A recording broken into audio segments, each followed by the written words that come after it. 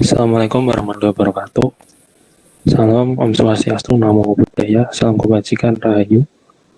Selamat malam semuanya. Pada malam hari yang cerah ini, kami dari tim video opini kelompok Mandalika atau kelompok 13 akan menyampaikan pendapat-pendapat atau opini-opini kami mengenai lingkungan hidup.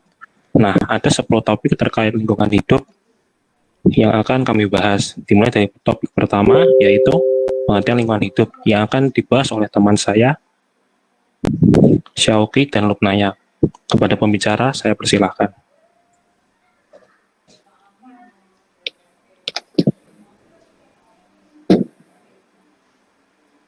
Nah, teman-teman, pasti kalian sudah nggak asing kan dengan lingkungan hidup. Lalu apa sih definisi lingkungan hidup itu? Nah, untuk lingkungan hidup bisa didefinisikan sebagai lingkungan yang terbentuk dari proses natural tanpa campur tangan manusia, yang terdiri atas berbagai sumber dari alam, baik berupa fisik, biologis, dan non-biologis. Untuk lebih jelasnya, saya arahkan ke Lupnaya. Oke, buat tambahan dari saya, lingkungan hidup merupakan kesatuan ruang dengan semua benda, daya, keadaan, dan makhluk hidup, termasuk manusia dan perilakunya yang mempengaruhi kelangsungan perkehidupan manusia dan kesejahteraan manusia serta makhluk hidup lainnya. Oke, terima kasih kepada pembicara yang topik selanjutnya yaitu mengenai jenis lingkungan hidup yang akan disampaikan oleh teman saya, Niken dan Laili. Kepada pembicara, saya persilahkan. Oke, terima kasih atas kesempatan yang telah diberikan. Teman-teman, kali ini aku dan juga Laili akan menjelaskan tentang topik pembahasan yang kedua, yaitu jenis lingkungan hidup. Teman-teman, sebelumnya tahu nggak sih ada berapa jenis lingkungan hidup? Ada yang bisa jawab nggak? Izin menjawabnya, Kak. Iya. Ya, jadi ada 4 jenis lingkungan hidup. Yang pertama biotik, yang kedua abiotik, yang ketiga alami, dan yang keempat buatan gen. Gitu. Oke, terima kasih ya. Betul banget nih teman-teman. Jadi yang pertama itu ada biotik. Aku menjelaskan tentang biotik dulu ya. Jadi menurut buku siswa ilmu pengetahuan alam, lingkungan hidup biotik merupakan suatu komponen yang terdiri dari makhluk hidup nih, dan makhluk hidup tersebut sebagai pengisi suatu ekosistem. Nah, ternyata semua organisme merupakan komponen biotik, dan di dalam ekosistem komponen biotik dikelompokkan berdasarkan fungsinya nih teman-teman, yaitu yang pertama ada produsen. Biasanya nih produsen ciri-cirinya itu memiliki klorofil dan juga berfotosintesis. Lalu yang kedua konsumen. Biasanya nih konsumen itu hewan seperti herbivora, karnivora, dan juga omnivora. Dan yang terakhir yaitu ada dekomposer atau biasa disebut dengan pengurai. Itu ada bakteri, cacing, ganggang, dan juga jamur. Nah, contoh-contoh dari lingkungan hidup biotik meliputi semua makhluk hidup seperti hewan, tumbuhan, mikroorganisme, dan juga manusia.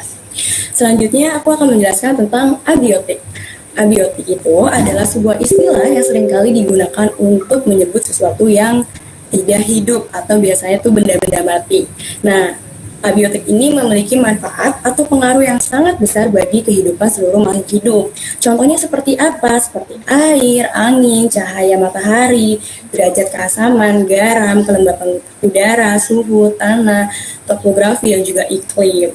Dan di dalam suatu lingkungan hidup, terjadilah interaksi antara lingkungan hidup abiotik dan juga lingkungan hidup biotik dan juga sebaliknya. Untuk yang lingkungan hidup alami dan juga buatan akan dijelaskan oleh teman aku, yaitu Laili. Aku akan menjelaskan yang ketiga ya, jenis lingkungan hidup, yaitu lingkungan hidup alamiah. Lingkungan hidup alamiah adalah lingkungan hidup yang terbentuk karena proses alam, dan di dalamnya terdapat unsur abiotik, unsur biotik yang telah dijelaskan Niken tadi, lalu organisme kecil serta perpaduan segala kondisi yang bekerja secara dinamis atau berubah-ubah. Lingkungan hidup terbentuk tanpa campur tangan manusia. Selanjutnya aku akan menjelaskan apa aja sih ciri-ciri lingkungan hidup. Yang pertama, lingkungan hidup alamiah. Yang pertama, lingkungan hidup alam merupakan suatu ekologi atau ekosistem yang berfungsi sebagai sistem alam tanpa campur tangan manusia, termasuk vegetasi, tanah, batuan, jadi di dalam batas-batas dan sifatnya. Ciri-ciri yang kedua yaitu lingkungan alam merupakan sumber daya alam semesta dan fenomena fisik yang tidak memiliki batas yang jelas seperti udara, air, dan iklim. Selanjutnya contoh-contoh dari lingkungan hidup alami yaitu ada dua jenis. Yang pertama, jenis lingkungan hidup di air meliputi danau, laut, rawa, dan sungai. Yang kedua, lingkungan hidup di darat meliputi bukit, padang rumput, hutan, dan lembah. Untuk jenis yang keempat, yaitu lingkungan hidup buatan. Lingkungan hidup buatan adalah lingkungan hidup alamiah yang sudah didominasi oleh kebutuhan manusia. Lingkungan hidup buatan dapat terbentuk antara lain karena jumlah penduduk dan kebutuhan hidup manusia yang semakin meningkat, sehingga memaksa manusia mengubah lingkungan hidup alamiah. Ciri-ciri lingkungan hidup buatan yang pertama, ekosistem memerlukan intervensi manusia, yang artinya ekosistem buatan tidak mandiri dan ekosistem akan musnah tanpa bantuan manusia. Yang kedua, keanekaragaman hayati yang rendah. Lalu yang ketiga, bersifat pragmatis, yaitu lebih mementingkan nilai kepraktisan daripada kegunaannya. Yang keempat, manusia lebih produktif. Yang kelima, ketergantungan hidup buatan bergantung pada hukum alam semesta. Manusia hanyalah seorang penemu, tapi bukan pembuat hukum alam. Berikutnya ada beberapa contoh dari lingkungan hidup buatan. Yang pertama, lahan pertanian. Yang kedua, taman. Yang ketiga, kota. Yang keempat, bendungan. Yang kelima, akuarium. Yang keenam, kota modern. Dan yang ketujuh, budidaya tanaman tanpa tanah dan sinar matahari. Terima kasih atas waktunya. Oke, terima kasih kepada Niken dan Laili. Selanjutnya, topik selanjutnya yaitu contoh lingkungan hidup yang akan disampaikan oleh teman-teman saya, Radit dan Martina. Kepada kedua pembicara, saya persilahkan. Oke, baik teman-teman semua. Di sini saya akan menjelaskan beberapa contoh lingkungan hidup. Contoh lingkungan hidup di sini ada 4. Yang pertama adalah lingkungan hidup biotik, lingkungan hidup abiotik, lingkungan hidup alami, dan yang keempat adalah lingkungan hidup buatan. Yang pertama adalah lingkungan hidup abiotik. Lingkungan hidup abiotik adalah semua lingkungan yang terdiri dari komponen-komponen makhluk hidup di permukaan bumi. Contohnya, manusia, hewan, dan tumbuhan. Yang kedua adalah lingkungan hidup abiotik. Lingkungan hidup abiotik adalah semua benda mati di permukaan bumi yang bermanfaat bagi kehidupan manusia dan makhluk lainnya. Contohnya, tanah, air, udara, dan sinar matahari. Terima kasih. Contoh selanjutnya akan dibawakan oleh teman saya. Baik, terima kasih atas waktunya. Nah, tadi telah dijelasin oleh teman-teman apa itu yang contoh-contohnya juga di sini juga ada abiotik, ada alami, dan ada buatan. Nah, ini saya jelaskan dengan perspektif geografi ya teman-teman. Jadi untuk yang alami dulu nih. Tadi sudah disebutin, tapi tidak ada salahnya kita sebutin lagi menurut opini saya, karena ini adalah video berbasis dengan opini. Menurut opini saya, itu kalau lingkungan hidup alamiah, itu lingkungan hidup yang tersusun atas biotik, abiotik, dan itu merupakan suatu hasil atau proses dari suatu dinamika alam itu sendiri. Nah, ini lingkungan hidup alamiah, ini biasanya digunakan sebagai sumber daya dan sumber hidup organisme banyak, seperti yang telah dijelaskan secara ekosistem itu seperti apa. Dalam perspektif geografi ini, lingkungan hidup alami itu ada banyak teman-teman, ada yang darat, ada yang di laut. Yang di darat itu ada contohnya ada gunung, ada bukit, ada lipatan dan lain morfologi lain. Terus yang di air perairan itu ada danau, ada pantai, ada lautan, ada muara dan lain sebagainya. Nah, yang kedua, ada lingkungan buatan. Lingkungan buatan ini berbeda dengan lingkungan alami, di mana lingkungan alami tidak ada campur tangan manusia di dalamnya. Namun yang lingkungan hidup buatan ini lingkungan yang secara artifisial digunakan dan dibuat dengan menggunakan teknologi manusia, baik itu teknologi yang mutakhir maupun menggunakan teknologi yang sederhana.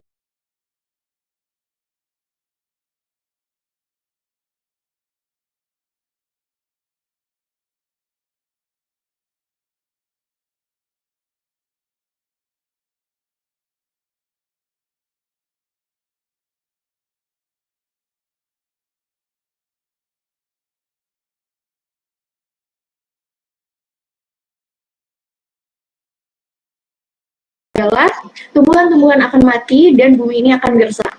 Lalu impact apa lagi adalah tumbuhan-tumbuhan akan mati dan bumi ini akan gersang. Lalu impact apa lagi sih? Emang kenapa kalau tumbuhan mati itu gimana? Emang apa pengaruhnya buat kita? Ya banyak. Contohnya buat hewan-hewan yang ada di sekitar kita. Gimana sih kalau misal hewan-hewan itu cuma makan tumbuhan tersebut dan tumbuhannya nggak ada? Terus gimana cara dia mengkonsumsi makanan, cara dia bertahan hidup? Nah, disitulah dapat kita simpulkan bahwa tumbuhan itu sangat penting karena jika tidak ada tumbuhan tersebut, hewan itu tidak akan bisa bertahan hidup. Dan dari situ hewan-hewan satu persatu akan mati dan kita bisa melihat mana sih hewan yang bisa lebih kuat untuk bertahan hidup di dunia ini gitu. Jadi itu gambaran kecil aku mengenai pentingnya unsur abiotik untuk keberlangsungan hidup kita, dan akan dilanjutkan oleh teman saya Catherine untuk membahas tentang unsur biotik. Silakan Catherine. Terima kasih untuk rekan saya Nanda. Baik, saya akan melanjutkan penjelasan tentang unsur lingkungan hidup. Unsur lingkungan hidup yang kedua yaitu unsur biotik. Teman-teman mungkin tahu unsur biotik itu apa. Lebih lanjutnya saya akan jelaskan apa sih unsur biotik itu. Unsur biotik merupakan unsur lingkungan hidup yang terdiri atas makhluk hidup seperti manusia, hewan, tumbuhan, dan organisme kecil lainnya yang tidak dapat kita lihat dengan kasat mata. Unsur biotik ini terdiri atas tiga komponen. Tiga komponen. Yang pertama, autotrof yang berfungsi sebagai produsen, di mana ia mampu membuat makanan sendiri dan makanan untuk organisme lainnya dengan cara fotosintesis. Yang kedua, heterotrof yang berfungsi sebagai konsumen, di mana ia akan memanfaatkan bahan organik dari produsen untuk memenuhi kebutuhan hidupnya karena ia tidak mampu untuk membuat makanan sendiri. Dan yang ketiga, dekompores yang berfungsi sebagai pengurai karena ia bertugas mengurai sisa-sisa makhluk hidup yang sudah mati yang dimanfaatkan sebagai senyawa organik yang dapat menyuburkan tanaman dan tanah. Terima kasih, sekian dari saya. Kembali ke moderator. Oke, terima kasih kepada Nanda dan Catherine. Selanjutnya kita akan membahas mengenai fungsi lingkungan hidup. Fungsi lingkungan hidup bagi makhluk hidup yang akan disampaikan oleh teman-teman saya, Kaila dan Antaries. Kepada kedua pembicara saya persilahkan. Oke, terima kasih Kak Hilal atas waktunya. Jadi di sini kayak yang udah dijelasin sama teman-teman aku nih, dari mulai pengertian, jenis, contoh, unsur-unsur lingkungan hidup juga punya fungsi loh yang sangat penting banget buat kita. Nah, lingkungan hidup ini memiliki beberapa fungsi yang sangat berpengaruh pada kelangsungan hidup unsur-unsur di dalamnya. Nah, fungsinya apa aja sih? Yang pertama itu sebagai tempat untuk mendapatkan makan. Lingkungan hidup itu menjadi sumber untuk mendapatkan makanan guna memenuhi kebutuhan. Dengan demikian, kehidupan makhluk hidup di dalamnya dapat berlangsung dengan baik. Nah, yang kedua itu ada sebagai tempat untuk beraktivitas. Lingkungan hidup yang baik itu bakal menjadi tempat untuk beraktivitas yang menyenangkan. Sebagai makhluk sosial, manusia pasti berinteraksi dengan orang lain sehingga membutuhkan tempat yang layak untuk melakukan aktivitas. Nah, yang ketiga itu salah satu yang penting banget yaitu sebagai tempat untuk tinggal. Lingkungan hidup itu dapat menjadi tempat tinggal yang nyaman dan aman bagi makhluk hidup. Karena itu, kita harus selalu nih menjaga kelestariannya agar kehidupan di dalamnya dapat berlangsung dengan baik. Nah, selanjutnya bakal dijelasin sama teman aku, Ilva. Oke, di sini saya izin melanjutkan pernyataan dari Kaila. Nah, kita akan membahas tentang fungsi lingkungan hidup. Nah, yang keempat itu sebagai penyedia sumber daya alam. Nah, di mana sumber daya alam ini contohnya itu seperti bahan bakar fosil, gas bumi, air, maupun sebagainya. Nah, sumber daya alam tersebut akan dimanfaatkan manusia untuk memenuhi berbagai kebutuhan hidupnya. Misalnya saja nih, gas alam dan minyak bumi akan diolah menjadi bahan bakar, dan air pun juga akan digunakan manusia sebagai bahan pokok utama untuk hidup. Nah, yang kelima nih, sebagai penyedia air. Nah, kita semua tahu ya, di sini semua makhluk hidup dari manusia, hewan maupun tumbuhan itu pastinya membutuhkan air untuk bertahan hidup. Nah, karena itu air ini menjadi komponen yang sangat penting bagi kehidupan di bumi. Nah, jika kita kekurangan air, maka dampaknya ya pasti nanti akan dehidrasi dan akibatnya misalkan fatal nih, makhluk hidup bisa akan lemas, sakit, bahkan mati. Nah, oke, yang terakhir itu lingkungan hidup juga mempunyai fungsi sebagai penyedia oksigen. Nah, kita semua tahu nih, pasti semua makhluk hidup ya, tidak terkecuali manusia, itu pasti membutuhkan oksigen untuk hidup. Nah, untuk respirasi juga, bahkan juga untuk bernapas ya. Nah, sama halnya seperti air, jika kita kekurangan oksigen, maka hidup akan lemas, bahkan mati. Waktu dan tempat, saya persilakan untuk moderator. Oke, terima kasih kepada Kak Hila dan Ilva. Topik selanjutnya yang akan kami bahas yaitu mengenai penyebab kerusakan lingkungan yang akan dibahas oleh teman saya, Akbar. Kepada pembicara, saya persilakan. Oke, terima kasih atas waktu yang telah diberikan. Nah, selain memiliki fungsi, ternyata lingkungan hidup ini juga memiliki banyak kerusakan. Faktor kerusakan dari lingkungan hidup ini ada dua.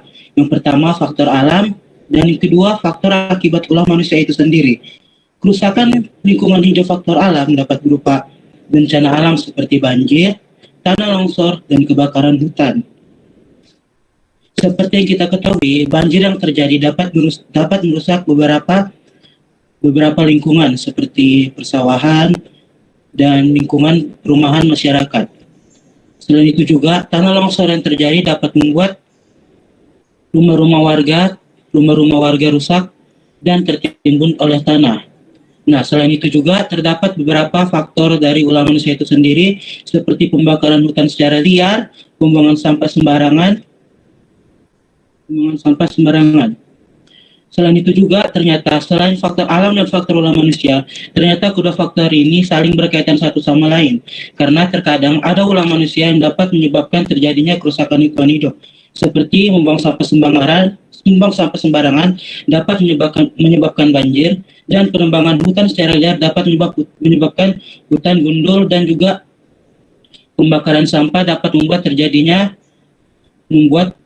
polusi udara yang banyak dan juga bisa menimbulkan kebakaran hutan yang terjadi. Sekian dari saya, kembali ke moderator. Oke, terima kasih Akbar. Selanjutnya, kami akan membahas mengenai cara menjaga dan melestarikan lingkungan hidup yang akan disampaikan oleh saya sendiri, Hilal, dan teman saya, Elisa. Oke, mulai dari saya terlebih dahulu. Jadi teman-teman, cara untuk menjaga lingkungan hidup dapat dimulai dari tingkat atas atau tingkat pemerintahan. Yang pertama yaitu dengan membuat kebijakan-kebijakan yang pro atau peduli terhadap lingkungan hidup. Sebagai contoh, kita dapat menerapkan program emisi zero carbon atau net zero ya teman-teman. Atau dapat juga dengan menggalakkan pengembangan energi ramah lingkungan seperti tenaga surya, tenaga biogas ataupun tenaga air. Tentunya kita dapat membuat peraturan juga untuk menjaga pohon atau hutan seperti dengan menghukum pemburu liar dan mencegah perusahaan-perusahaan yang akan menebang dan menghabisi hutan, karena hutan itu penting buat lingkungan kita, teman-teman. Oke, sekian dari saya, akan dilanjutkan oleh teman saya, Elisa. Oke, saya akan melanjutkan pembahasannya. Cara mengatasinya selanjutnya itu dengan menggunakan produk daur ulang.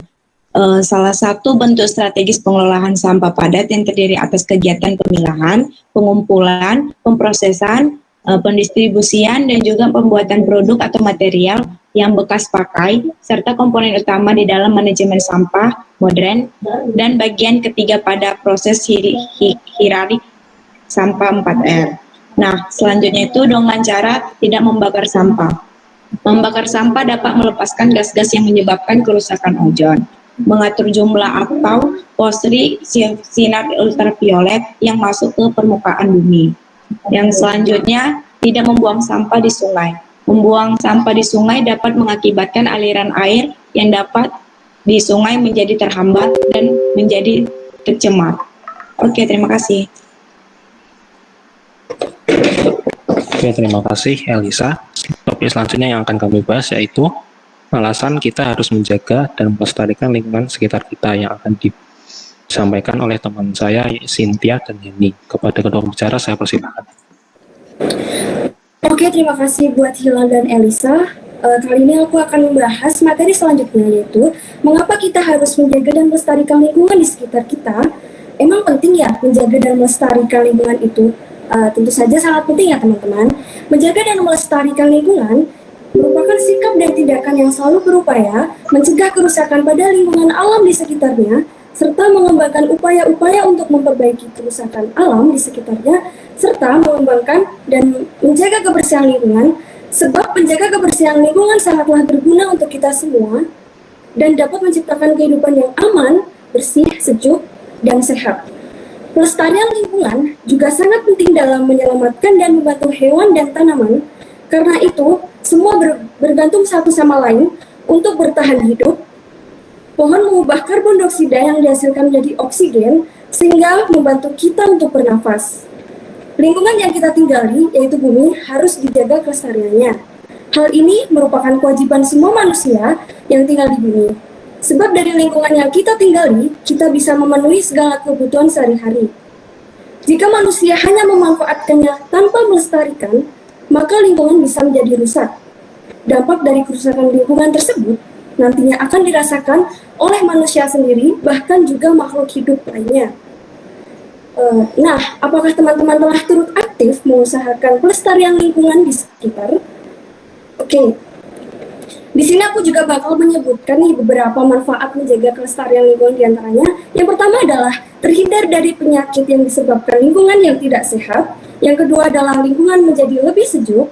Yang ketiga adalah bebas dari polusi udara. Yang keempat adalah air menjadi lebih bersih dan aman untuk diminum. Dan yang terakhir adalah lebih tenang dalam menjalankan aktivitas sehari-hari. Selanjutnya kita dilanjutkan sama teman saya adalah Heni, silahkan. Oke, kenapa sih kita harus menjaga lingkungan? Nah, menjaga lingkungan merupakan tanggung jawab kita bersama sebagai umat manusia. Banyak sekali sumber daya alam yang harus benar-benar kita jaga dan lestarikan demi kelangsungan hidup kita bersama kelak kemudian. Apabila manusia hanya memanfaatkannya tanpa ada pelestarian, maka yang terjadi adalah lingkungan yang rusak. Nah, dampak dari kerusakan itu pun nantinya akan dirasakan oleh manusia itu sendiri. Dengan menjaga alam juga akan menguntungkan kita sebagai manusia, karena kita akan terbebas dari penyakit yang mungkin saja timbul nantinya akibat kerusakan atau pencemaran lingkungan tadi. Terkait apa yang akan terjadi jika manusia tidak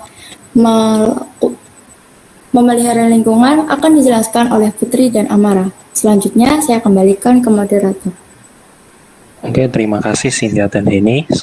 Selanjutnya kami akan membahas mengenai apa yang akan terjadi jika manusia tidak melihara lingkungan hidup, yang akan disampaikan oleh teman saya, Putri dan Amara. Kepada kedua pembicara, saya persilahkan.